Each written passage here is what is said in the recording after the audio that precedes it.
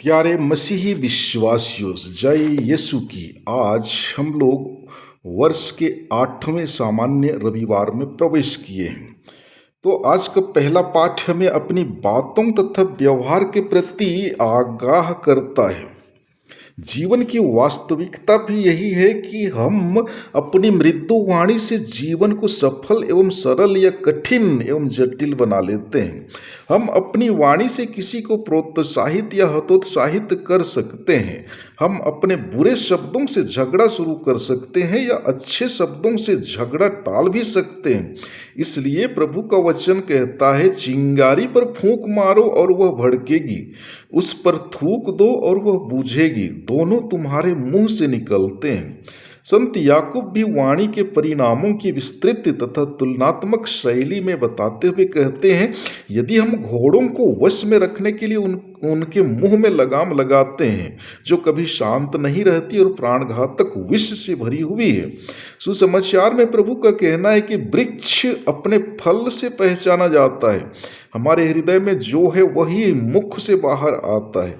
हमारा जो व्यक्तित्व है वह हमारे वचनों द्वारा प्रकट होता है।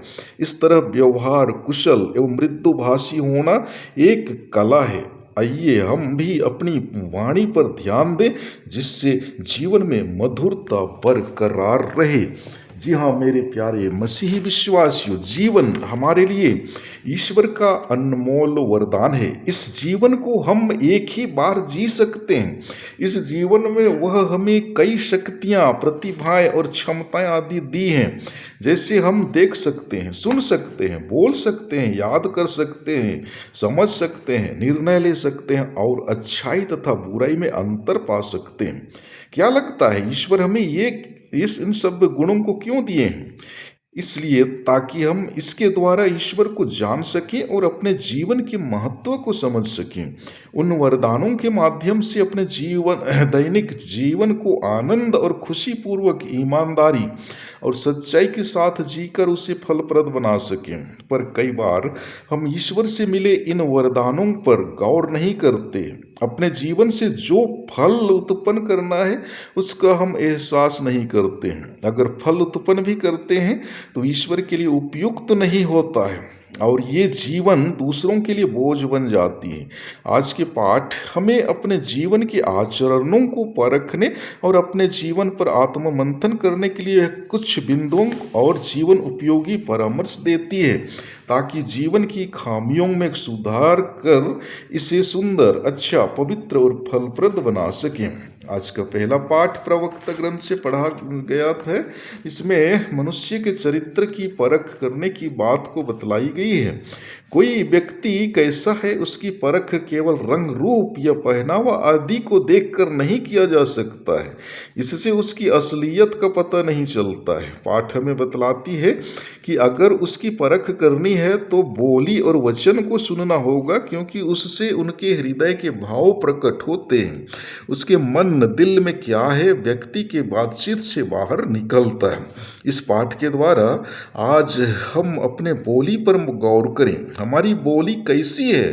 क्या हमारी बोली में प्रेम, सेवा, क्षमा, नम्रता, मिठास और मधुरता आदि मानव मूल्य भाव हैं? अगर हमारी बोली और बातचीत अच्छी नहीं है तो हम अच्छे नहीं हैं। हमारी ये स्थिति क्यों है? उसका मूल वजह क्या है? क्योंकि हमारे हृदय में अच्छी चीज़ें नहीं है, हम आध्यात्मिक नहीं हैं, हम में सांसारिकता का प्रभाव अधिक है। अतः हम अपने को अंदर से ठीक करें, आंतरिक और आध्यात्मिक रूप से सुंदर, अच्छा, पवित्र और भला बने। अपने हृदय रूपी भंडार को प्रेम, दया, सेवा आदि जैसी मानव मूल्यों से भरें। आज के दूसरे पाठ के द्वारा भी संत पौलुस हमसे आग्रह करते हुए कहते हैं कि हमें दुनियावी स्वभाव और प्रवृत्ति को त्याग कर यीशु ख्रिस्त के स्वभाव और प्रवृत्ति को धारण करना है। उसकी शिक्षाओं के आधार पर अपने जीवन को जिएं, इस दुनिया के पाप और बुराई से बचें। हम अपने विश्वास में दृढ़ बने रहें और अपने सभी कामों को ईमानदारी और सच्चाई के साथ करते रहें। और आज का सुसमाचार जो संत लूकस के अनुसार सुसमाचार से लिया गया है, इसमें यीशु हमारे हृदय के भंडार को टटोलने एवं अपने आचरण और व्यवहार पर आत्ममंथन करने की चुनौती देते हैं। हम मनुष्यों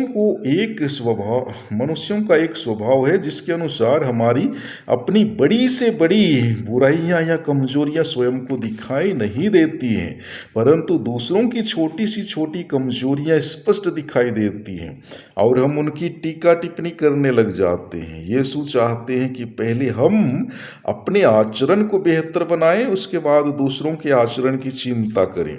अर्थात पहले हम खुद अपनी इलाज कर लें, उसके बाद दूसरों की इलाज करने की सोचें। आगे यीशु यह भी कहते हैं कि हर पेड़ की पहचान उसके फल से होती है। हम प्रत्येक जन का जीवन भी एक पेड़ की भांति है जो इस दुनिया में अच्छा फल देने के लिए ईश्वर द्वारा लगाया गया है। अच्छा फल देने के लिए ईश्वर की कृपा और आशीर्वाद चाहिए जो हमें विभिन्न संस्कारों के माध्यम से मिलते हैं। अगर हम ईश्वर से जुड़कर उसकी इच्छा के मुताबिक अपने जीवन को जी रहे हैं, हमारा विश्वास और भरोसा उस पर दृढ़ है और साथ ही दुनिया के प्रलोभनों में ना पड़कर मेल, प्रेम, भाईचारा, ईमानदारी और सच्चाई का जीवन जी रहे हैं, तो निश्चित तौर से हम अच्छा फल पैदा करेंगे। उससे ईश्वर की महिमा होगी और उसके राज्य का विस्तार होगा। परंतु यदि हम दुनियाई और शैतान के मनोभाव को धारण कर ईर्ष्या, नफरत, बेईमानी और गलत रिश्ते में रहकर जीवन जी रहे हैं, तो उसका फल बुरा होगा। आइए आज हम एक दूसरे के लिए प्रार्थना करें कि ईश्वर हमें अपने तौर तरीकों पर आत्ममंथन करने की कृपा दे, जिससे हम अपनी सही परख कर सकें और ईश्वर से जुड़कर अपने जीवन में अच्छा फल उत्पन्न कर सकें और वह फल ईश्वर को प्रिय हो। ऐसा करने में ईश्वर हमारी मदद करे। आमीन।